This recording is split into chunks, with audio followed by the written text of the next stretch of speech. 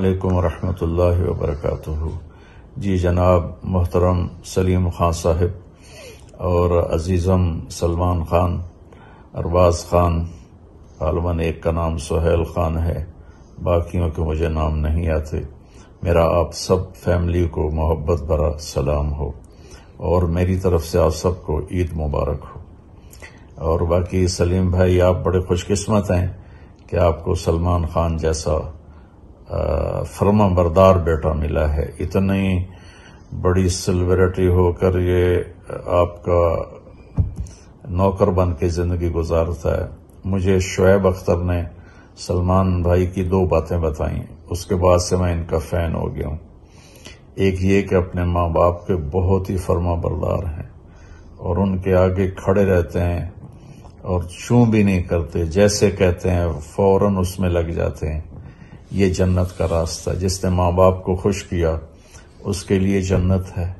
تو آپ تو بڑے اعلیٰ درجے کے مسلمان ہیں۔ پھر دوسری صفت اس نے بتائی کہ اتنے بڑے سخی ہیں کہ جتنا جھوٹ بولیں وہ سچ ہے۔ تو مجھے اور سخی سے اللہ پیار کرتا ہے۔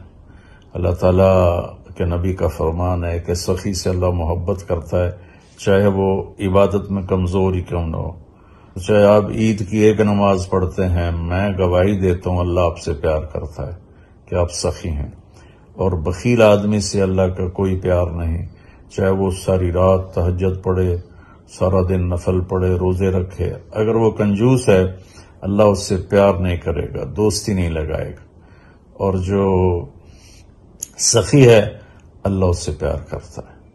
جب سامری جادوگر نے بچڑا بنایا اور اس کی عبادت پہ لگا دیا موسیٰ علیہ السلام کی قوم کو، تو اللہ تعالیٰ نے حکم دیا کہ ان سب کو قتل کیا جائے۔ تو وہ کچھ لوگ تھے تھوڑے سے، تو ان کو قتل کیا گیا۔ جب سامری کو پکڑا گیا قتل کے لیے تو اللہ تعالیٰ نے جبریل کو بھیجا کہ موسیٰ اسے قتل نہ کرو، اپنی موت مرنے دو۔ تو موسیٰ علیہ السلام نے عرض کی، یا اللہ یہ تو اصل مجرم ہے، اس نے بچڑے کی پوجا پہ لگایا۔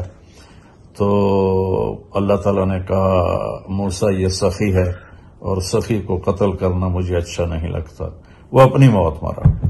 تو آپ کی سخاوت اور آپ کی ماں باپ کی فرما برداری نے مجھے آپ کا فین بنا دیا ہے۔ مسلم بھائی سب کے لیے میرے دل سے دعا ہے جو اس بیماری میں مبتلا ہیں، اللہ ان کو زندگی کے ساتھ واپس لائے۔ میں بھی اس کا شکار ہوا اور بہت ہی سیریس ہو گیا تھا، اللہ نے زندگی لکھی تھی تو اللہ نے بچا لیا۔ تو واقعی یہ بہت تکلیف دہ چیز ہے، باقی ہمیں جو SOPs ہیں اس کا بھی خیال کرنا چاہیے۔ ہمارے نبی کا فرمان ہے کہ وبا والے مریض اور آپ کے درمیان 1 نیزے کا فاصلہ ہونا چاہیے، اور 1 نیزہ 6 فٹ کا ہوتا ہے، جو آج ہمارے پاکستان میں یہ SOPs میں کہا جا رہا ہے کہ 6 فٹ کا فاصلہ رکھیں۔ تو ظاہری احتیاط کی جائے اور اللہ کے سامنے فریاد کی جائے۔ میری ساری ہمدردیاں، محبت، دعا آپ کے لیے ہے۔ والسلام۔